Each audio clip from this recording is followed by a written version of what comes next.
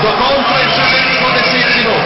Naši vodijo, imajo igralca več, agenti zdaj novega igralca, pošiljajo igro, to je Rafik Saifi, izkušen napadalec, ki je igral ekstra v francoski drugi ligi.